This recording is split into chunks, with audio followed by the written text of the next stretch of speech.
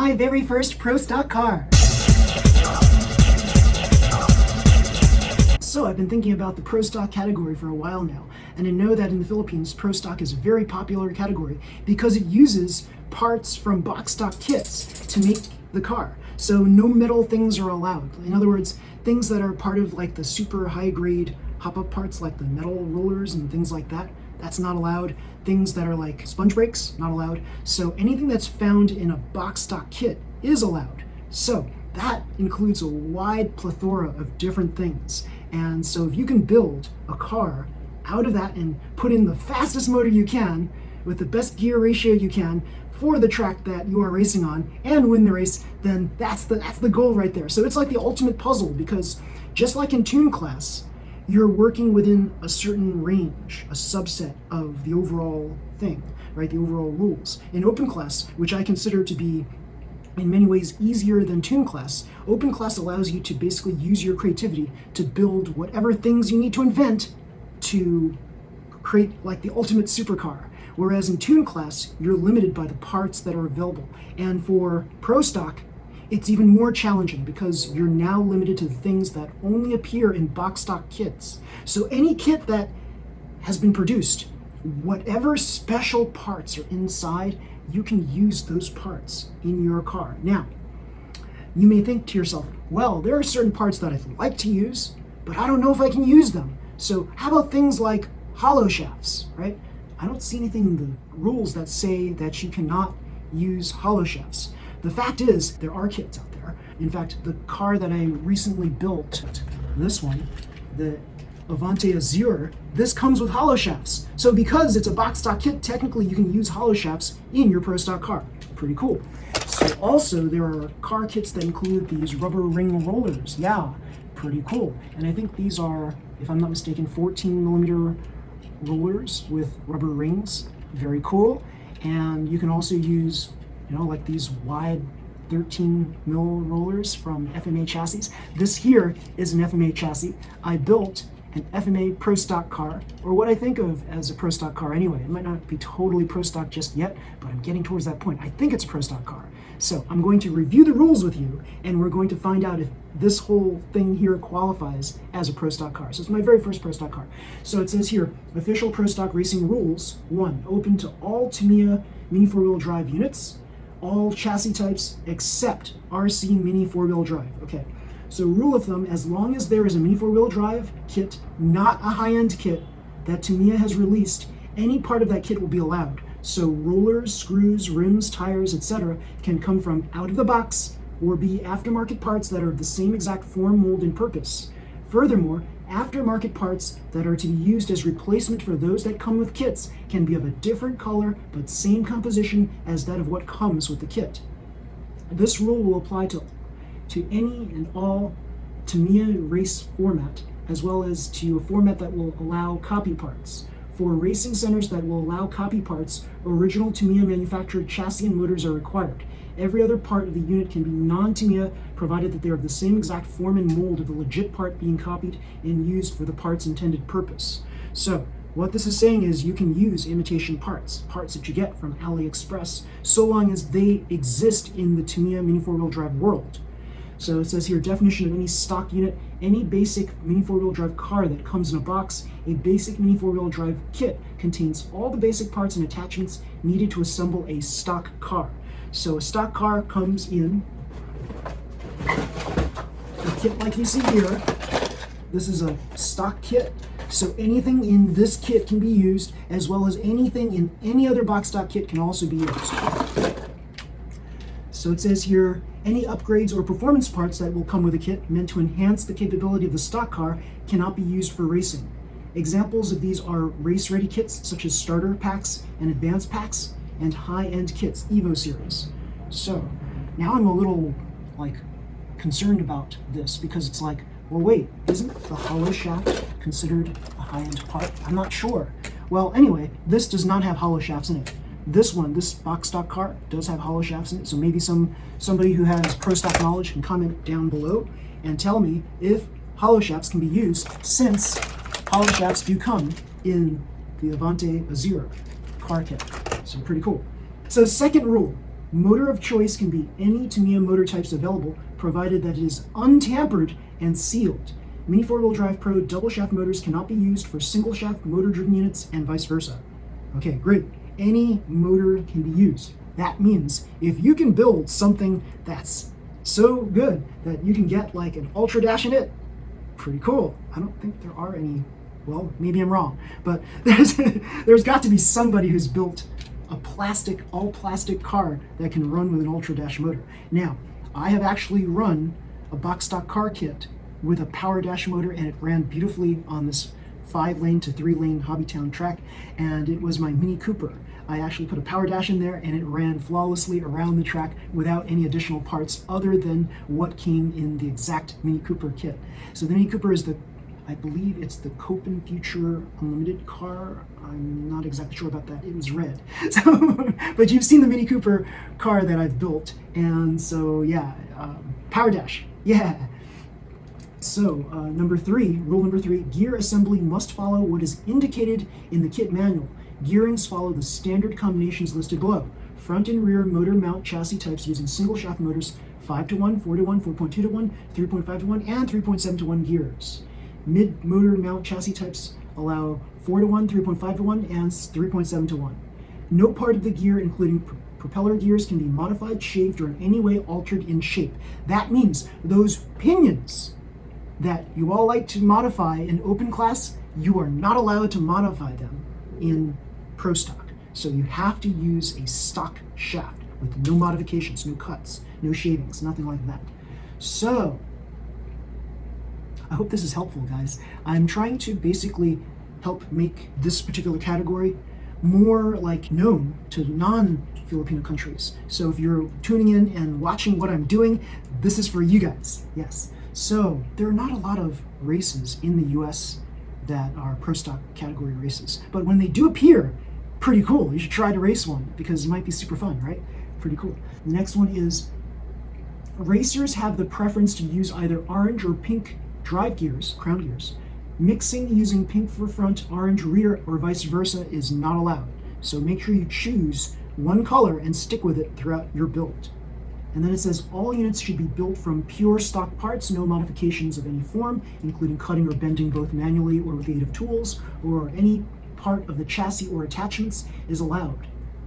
However, for purposes of allowing easy battery installation and removal, cutting away protrusions that impede battery installation and removal is allowed. Take note that care should be exercised when doing so, as any cut that will expose the batteries beyond what the chassis design allows is prohibited. Boring holes on chassis, cutting away the underside, etc.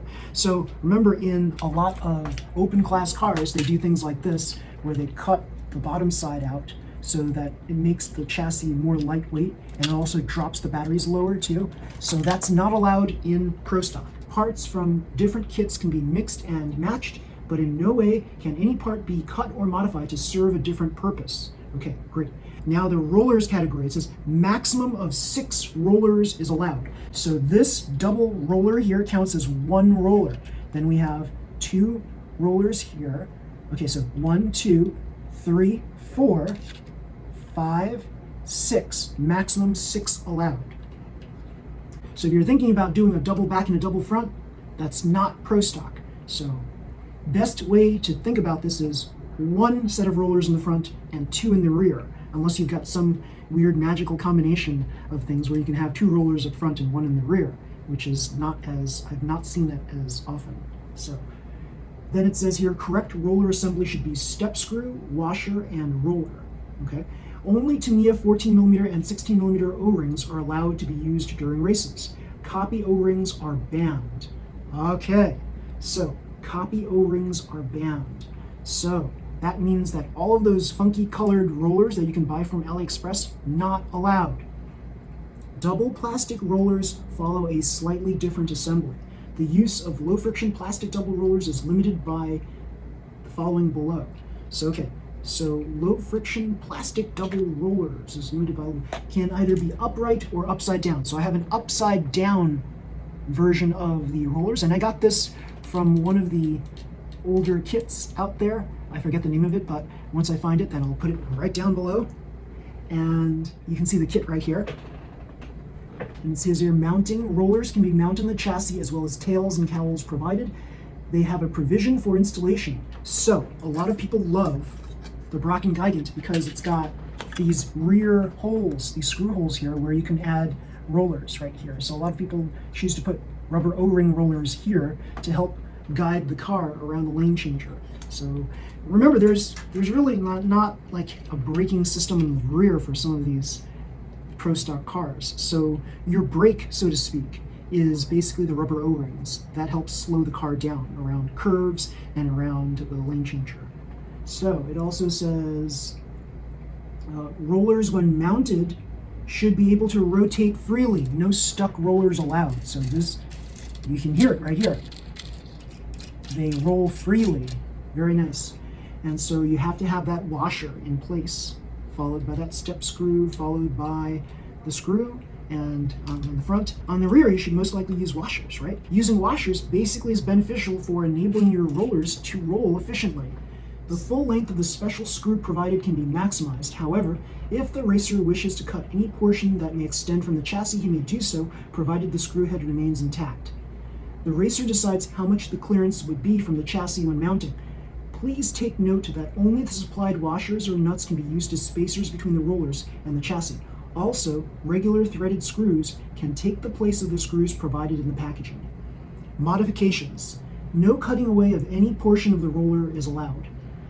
So keep these rollers intact. You're not allowed to like shave away any parts of your roller. As the roller itself is made of plastic and will be subject to wear and tear, its diameter may reduce in size. For this, a plastic double roller is legal to use so long as the diameters of the upper and lower edges are not reduced by more than 0.3 millimeters. So this is where I guess they can get into really like stickler situations where somebody can take a look at a roller and go, oh, it's been worn a lot, and they can take a measuring tool and basically try to figure out if your roller has been worn down so much that it is more than 0.3 millimeters. In short, the minimum size that this roller can be allowed for use is upper edge 11.7 and lower edge 12.7 millimeters. Rollers, when mounted, can be angled in such a way to provide down thrust. So here, like a lot of the chassis have a natural down thrust, and down thrust is like you're angling the rollers downward, right? So that way your car can stay in the track. If you're angling upward, your car can flip out of the track and can course out. So you want to make sure, if you can, that the rollers are at an angle downward. So rollers mounted can be angled in such a way as to provide down thrust. The racer may bend the screws to achieve so. So here we have something that's really interesting, because I remember several notable racers have mentioned that, oh, you just bend the threads of the screws forward and you get that better down thrust for the rollers up front. And I was always wondering, like, well, wait, then you can't really use those screws anymore when you remove them from the chassis. You basically have to insert them in a certain way, and then hopefully the angle will be as you want it to be. Rear stays. The number of rollers that can be attached to a rear stay must follow what is illustrated on the box manual. Single point attachment stays, example Super FM rear stay, need to be mounted according to the manual. 2-point attachment stays, on the other hand, can be mounted either below or over the chassis provisions for such. So those of you who have seen all of my designs in the FMA chassis world, you will note that Purple Rain, one of my cars, Purple Rain, had its rear stay above rather than below. So instead of the usual below the screw points, I had it above, and that made the car look more like this, where these things were above and higher. Right, so when you have your rollers up higher, you can actually negotiate the lane changer a little bit better. There's also a negative side too. If you don't have the brake on the rear, then yeah, you can cause all sorts of issues, right, with your car. If you have this attached to the lower mount points rather than the higher mount points, the bottom part here is acting as a sort of little brake, mini brake, if you will. It's needed on certain tracks, so that'll provide a little bit of braking. But if you have it up high, you don't have that braking anymore. So here, what I've done with this FMA chassis is I've attached a VZ chassis rear stay so that I can attach top and bottom rollers, and I've attached them to the top mounting points. So here, this here is not acting as a brake anymore. It's acting as a strut brace. It could be a brake. So it does have like some sort of slight braking ability, it can hit, right? So technically it is a brake, but really it's more of a strut brace to keep this stiff. So I want to make sure that this doesn't bend and break because these VZ rear stays are very fragile. And also the front of an FMA chassis is also very fragile. So having a brake here that will serve as both a brake and a strut brace is crucial to keeping this stiff, keeping the chassis stiff. So that'll really help when you're racing with these fragile plastic parts. So let's continue reading. It says here, chassis repairs. This is allowed, but must be limited to A, reinforcing damaged screw holes using motor wire. B, gluing together broken chassis parts. Reinforcing damaged portions using wire or fillers is allowed, so long as the repair does not extend to the front, rear, or bottom of the chassis. So you have to be very careful with whatever fillers you're using to repair the damaged portions of your chassis. Don't overglue or overfill or overwire. If the racer wishes to use tape or sticker to identify his car, placement is limited to the belly of the chassis only. Number 4. On the other hand, cowls can be painted, cut, or modified as the racer wishes so. However, cowls must still retain its original identity and form. More so, cowls can be modified to fit other chassis types. That's very interesting because if I really like a certain cowl from, say, a front-mounted motor car and I wanted to place it on a rear-mounted motor car, I can modify the cowl to be able to fit. And vice versa, I can take the rear-mounted cowl and place it on a front motor-mounted chassis. Interesting, very interesting. I'd like to see that, actually. I'd like to see more examples of that. So it says here, number 5, tires can be taped using double-sided tape to the rims. Okay, that's a good idea, especially if you're using slick or regular tires, right? Especially if you're using slick tires, and sometimes hard tires can fly off of wheels. So if you've got a very fast motor and a very harsh gear ratio, then yeah, your tires will start flying off of the wheels. So you need that double-sided tape. Tires are not to be sanded, trimmed, or intentionally reduced in size. A unit may have a standard set of wheels or mixed. What? Rims must not be modified in any way. So mixed wheels? Does that mean that I could have different size wheels? But yeah, mixed I think really means you can have different textures of tires, right? So you can have like super hard and hard, low fricks and super hard, low fricks and hard, etc.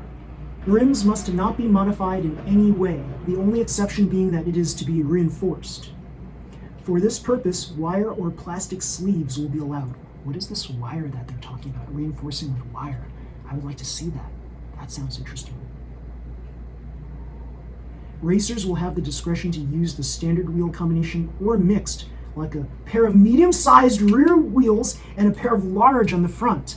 Whoa! However, only the appropriate size of tires to be fitted to the rim. Small tire for small diameter rims, medium to medium, large to large. That just takes all the confusion out of this rule. You can mix and match your wheels, guys. Mix and match your wheels / tire combinations, guys. That's so cool! I've been experimenting with that on my own and noticed different effects with that. And yeah, it's like, I guess I've been experimenting with the ProStock category without even knowing that it was the ProStock category by doing all these tests at home. That's pretty cool. So I'm very excited about this, as you can tell. This is pretty cool. So then we have, there's no Rule 7. I guess they removed it. And then that Rule 8 says, parts from high-end kits, like the Evo series starter kits and the like, cannot be used as hop-up parts. Okay, cool. Number 9, only standard nickel-cadmium, nickel metal hydride 1.2 volt, and alkaline batteries are allowed. Number 10, dampers are prohibited to be used.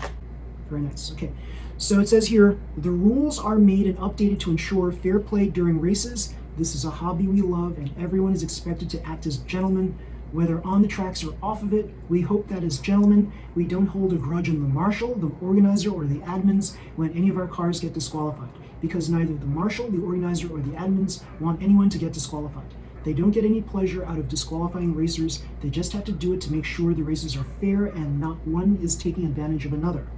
please keep the spirit of camaraderie and fun while racing, because that is what ProStock racing is all about. So I actually had the ProStock people modify this verbiage a little bit, because I said to them, it'd be cool if you added ladies and gentlemen instead of just gentlemen, because a lot of women, especially in the US, are getting into racing. So it would be cool if you just changed it so it says ladies and gentlemen. And so they're going to work on that. So pretty darn cool. So what else is in this that's noteworthy? It's got a gun bluster body, as you see here, the cowl. And the reason why I chose the gun bluster is because it actually works with this VZ tail, right? So here you see it actually sits nicely in front of the tail. However, the one that I really wanted to use was the Brocken Gigant, and unfortunately when you insert this in place, there's not enough room here. Like this thing here is like interfering with the VZ stay, right? So I can't latch this on here properly. So this would not be allowed, right? So unless I can modify it, but I don't think so. So to be on the safe side, I'm just using this gun bluster right here, and that's pretty cool. And you know what? I'm going to experiment with other cowl types too. Like, I don't know why people aren't using a mock frame cowls for their ProStock units. I have one idea. It's probably too light, right? You need something that's heavy enough to weigh the car down so that it stays on the track. So mock frame cowls are very light, and they're probably not going to enable these cars to stay on the track. So with these really heavy full cowls, you can definitely get your car to stay down on the track.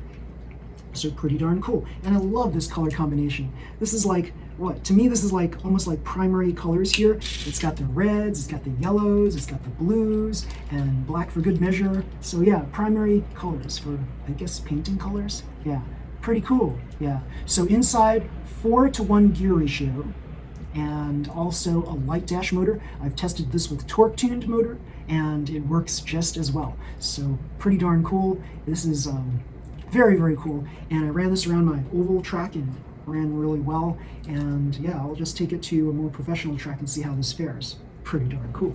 So yeah, everybody, if you like this video, please slam the like button, subscribe to my channel. You'll see more videos just like this one. Until next time, everybody, see you. Bye.